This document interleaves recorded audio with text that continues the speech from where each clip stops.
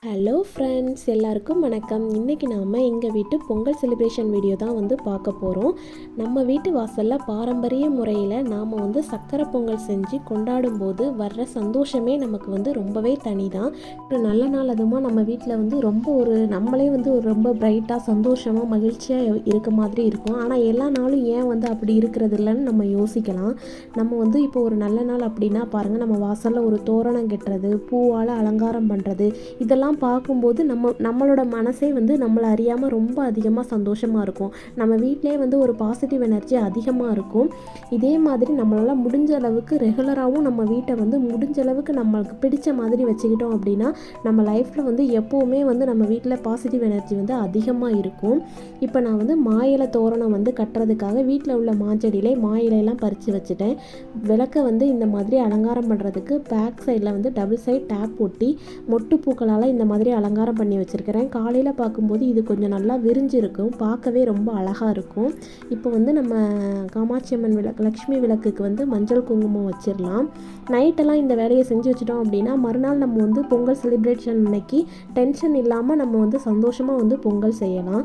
இப்போ பாருங்கள், மாயிலை தோரணம் ஈஸியாக கட்டிடலாம். மாயிலையில் இந்த மாதிரி அந்த காம்பு பகுதியை முன்னாடி வளைச்சி லைட்டாக ஹோல் போட்டாலே அது நின்றுக்கும். நம்ம பூ கட்டுற நூலை ரெண்டாக மடித்து நான் இந்த மாதிரி மாயிலை தோரணம் கட்டியிருக்கேன். மாயிலை தோரணம் கட்டுறது நம்ம வீட்டில் ரொம்பவே நல்லது. நம்ம வீட்டில் எந்த ஒரு நெகட்டிவ் எனர்ஜியும் நம்ம வீட்டுக்குள்ளே வராமல் காக்கிறதுக்கு மாயிலை ரொம்பவே நமக்கு ஹெல்ப்ஃபுல்லாக இருக்கும். அதே மாதிரி மாயிலை வாடிட்டு அப்படின்னு சொல்லி நம்ம அதை எடுத்து கீழவும் போட்டுற வேணாம். மாயிலை வாடினாலுமே அதோட எனர்ஜி அப்படியே இருக்கும். நம்ம வீட்டுக்குள்ளே எந்த ஒரு நெகட்டிவ் எனர்ஜியுமே அப்சர்வ் பண்ணாது. நம்ம வீட்டில் எப்போவுமே பாசிட்டிவ் எனர்ஜி அதிகமாக இருக்கும். அதனால் மாயிலை வாடிட்டினாலும் நம்ம அதை எடுத்து கீழே போட வேணாம். அதை நம்ம நெக்ஸ்ட்டு நம்ம எப்போ ஃப்ரெஷ்ஷாக மாயிலை கட்டுறோமோ அது வரைக்கும் நம்ம அதை அப்படியே வச்சுருந்தா நம்ம வீட்டில் எப்போவுமே பாசிட்டிவ் எனர்ஜி அதிகமாகவே இருக்கும். இப்போ அரிசி மாவில் லைட்டாக தண்ணீர் கலந்து இந்த மாதிரி நான் மாக்கோலம் மாதிரி பூஜை ரூம் வாசலில் நான் போட்டுக்கிறேன். அதில் மஞ்சள் குங்குமம் நான் தொட்டு வச்சுக்கிறேன். இப்போ இதுவுமே நமக்கு நம்மளால் என்னெல்லாம் முடியுமோ அந்த டெக்கரேஷன் எல்லாமே நம்ம முந்தின நாளே செஞ்சுட்டோம் அப்படின்னா காலையிலே விடிஞ்சு பார்க்கும்போது நம்மளோட வீடே ரொம்ப அழகாக நமக்கு தெரியும். நம்ம மனசுலேயே நம்மளை அறியாமல் ஒரு சந்தோஷம் இருக்கும். இப்போ பாருங்கள், ஓவராலாக நைட்டு பார்க்கும்போது இப்படி தான் இருக்குது. மறுநாள் காலையில் நான் பூஜை ரூமில் விளக்கேற்றி சாமி கும்பிட்டுட்டேன். அப்புறம் பொங்கலுக்கு தேவையான பொருட்களையும் நான் எடுத்தும் வச்சுட்டேன். நைட்டே எடுத்தும் வச்சுட்டேன். சர்க்கரை பொங்கலுக்கு என்னெல்லாம் தேவையோ, அப்புறம் காய்கறி நம்மளுக்கு கிடைக்கிற காய்கறியில் கொஞ்சம் எல்லாத்தையும் எடுத்து வச்சுட்டேன். மஞ்சள் கிழங்கும் சாமி முன்னாடி எடுத்து வச்சாச்சு. இப்போ நாம் பொங்கல் வைக்க ஆரம்பிச்சிடலாம். காலையில் இது ஒரு 5:30 இருக்கும். அந்த டைமில் தான் நாம் பொங்கல் வைக்க போகிறோம். பொங்கல் வைக்கிறதுக்கு முன்னாடி ஒரு குடம் அளவுக்கு தண்ணியும் நம்ம வாசலில் எடுத்து வச்சிடலாம்.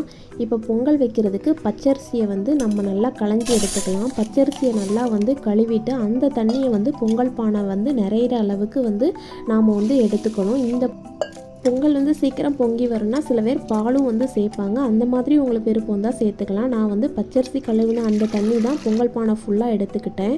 இப்போ வாசலில் அடுப்பு கூட்டி வச்சாச்சு. மாக்கோலம் போட்டு நம்மளோட வாசல் இப்படி தான் இருக்குது. பொங்கல் பானையில் மஞ்சள் குங்குமம்லாம் நம்ம வச்சுட்டு இப்போ நாம் பொங்கல் வைக்க ஆரம்பிச்சிடலாம். நம்ம நிலவாசல்லையும் நாம் விளக்கு ஏற்றி வச்சுட்டு அதுக்கப்புறம் பொங்கல் வைக்க ஆரம்பிச்சிடலாம்.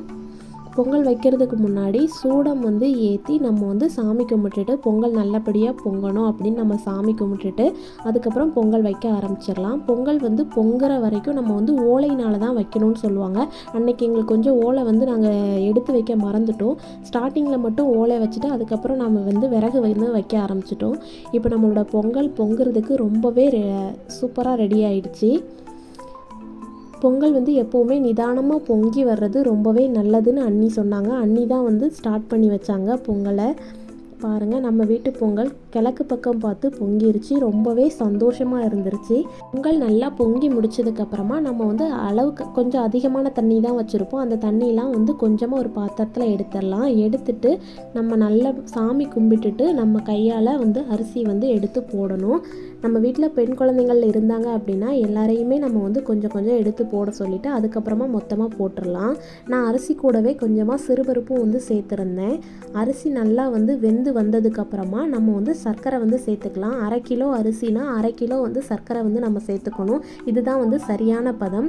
இப்போ வந்து அரிசி நல்லா வெந்ததுக்கப்புறம் நாம் வந்து சர்க்கரை வந்து சேர்க்கணும். சர்க்கரை சேர்த்துட்டு நம்ம அடிக்கடி இந்த மாதிரி கிண்டி விட்டுக்கிட்டே இருக்கணும். அப்போ தான் அடியில் வந்து பிடிக்காது. இப்போ வந்து முந்திரி பருப்பு, ஏலக்காய், கிஸ்மிஸ் பழம் இது எல்லாத்தையும் நாம் வந்து சேர்த்துடலாம். ஃபஸ்ட்டு நம்ம சர்க்கரை சேர்க்கை ரொம்ப தண்ணியாக இருக்கிற மாதிரி தான் தெரியும். ஆனால் நம்ம அடுப்பில் இருந்து இறக்கி கொஞ்ச நேரம் கழித்து பார்த்தோம்னா சர்க்கரை பொங்கல் நல்லா வந்து கெட்டிப்பட்டு வந்துடும். நம்ம ரொம்ப நேரம் அடுப்பில் வைக்கணும்னு அவசியம் இல்லை. இப்போ பொங்கல் இறக்கி வச்சாச்சு. நம்ம வந்து சூரிய பகவானுக்கு நன்றி சொல்கிறதுக்காக பொங்கல் படைச்சி நாம் வந்து ஆரத்தி எடுத்து நம்ம வந்து சாமி கும்பிடணும். நம்மளோட பொங்கல் பொங்குறது மாதிரி எல்லாரோட வாழ்க்கையிலையும் சந்தோஷமும் மகிழ்ச்சியும் பொங்குறதுக்கு நம்ம எல்லாருமே நல்லா இருக்கணும்னு நம்ம வந்து கடவுளை வந்து வேண்டிக்கலாம். இப்போ நம்மளோட பொங்கல் சூப்பராக ரெடி ஆகிடுச்சு. இப்போ வச்ச பொங்கலை பக்கத்தில் இருக்க எல்லாருக்குமே பொங்கல் வந்து நம்ம கொடுத்து நம்மளோட மகிழ்ச்சியை வந்து எல்லாரோடையும் ஷேர் பண்ணிக்கலாம். எல்லாரும் வந்து பொங்கல் வந்து வீட்டில் வைங்க. எல்லாரோட வாழ்க்கையிலையும் ஒவ்வொரு வருஷமும் மகிழ்ச்சியும் சந்தோஷமும் அதிகரிக்கிறத நாம் வந்து நம்மளே பார்க்கலாம். நம்மளோட வீடை பார்க்கும்போது நமக்கே வந்து ரொம்பவே சந்தோஷமாக இருக்கும். இந்த சந்தோஷம் எல்லாருக்கும் கிடைக்கணும் அப்படின்னு நாம் எல்லாருமே கடவுளை வேண்டிக்கலாம். இந்த வீடியோ பிடிச்சிருந்தா லைக் பண்ணுங்கள், ஷேர் பண்ணுங்கள், மறக்காமல் நம்ம சேனலை சப்ஸ்கிரைப் பண்ணுங்கள்.